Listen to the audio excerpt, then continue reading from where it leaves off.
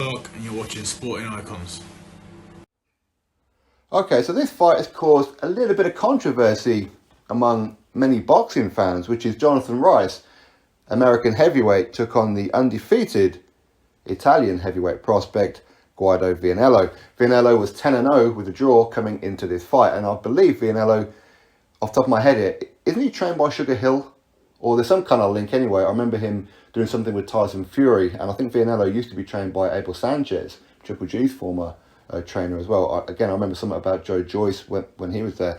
Anyway, so Vianello takes on Jonathan Rice. Jonathan Rice is somewhat of a prospect killer. He's turning into a American version of Kamil Sokolowski. He is, okay? Record isn't the greatest in the world, but once in a while he'll pull out that kind of victory. Of course, he's got 2 victories over undefeated American prospect in Michael Coffey and so on. Anyway, now, I think for most people can say that Vianello was winning the fight until the 6th round, where a cut appeared on the eyebrow, on the eye of Vianello. In round number 7, after a little bit of debate, the fight gets pulled. Now, the referee presumed, or at least it looked like, the referee presumed it was a head clash and was about to award Vianello the victory. So if it's a head clash, then of course it goes to the scorecards. The scorecards will have Vianello winning, right?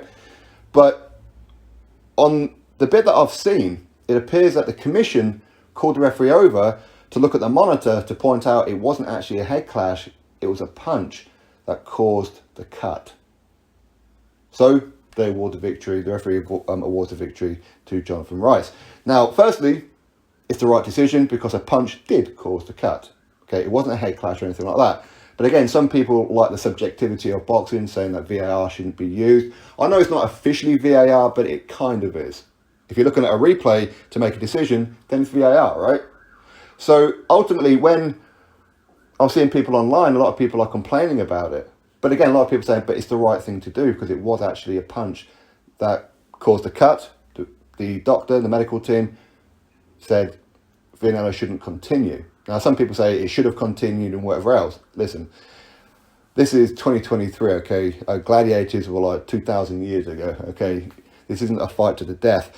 But in a sense, VAR was used. Now, go back a few weeks ago, I did a video on Ben Shalom. Ben Shalom mentioned that he's been speaking to the British Boxing Board of Control about using VAR in boxing going forward, pretty much kicking off for the Josh Taylor-Jack Catterall rematch. Again, a lot of people were quite upset about that. Some people say it's good. But in my opinion, and it's just my opinion, you tell me if you agree or disagree with this one, I think VAR should be used in certain circumstances. For example, Vianello versus Rice, I think that was the right thing to do. Because it was a punch that caused the stoppage. Okay? For example, you can look back at when, was it Charlie Edwards who took on Martinez? Martinez hit him when he's on the ground and whatever else. It looked like they were about to give Martinez the WBC strap. Then the WBC intervened and overruled it to say that it was an illegal punch and all that kind of stuff, and then awarded it to Charlie Edwards, like a no contest, or I forget exactly the result, but Charlie Edwards got to keep hold of his belt. So I think VAR can be used, should be used for certain circumstances, but I do worry about VAR going forward. How much are they going to use it? What are they going to use it for? Because again, boxing is subjective, and yes, subjectivity does need taken out of it to a certain extent. Can you really use VAR to score rounds? Depends, because again, it's subjective, okay, as to what you like. Do you like aggressive fighters who try and dictate the pace? Do you like the ones who throw the most punches, the one who lands the bigger punches, the highlight reel punches? Do you like the defensive skills of fighters? So again, that's going to be quite a tricky one to do. It really is. But either way, I think on this one, it was justified in my opinion. The right man did win because it was a punch that caused a cut, which ultimately got the fight stopped.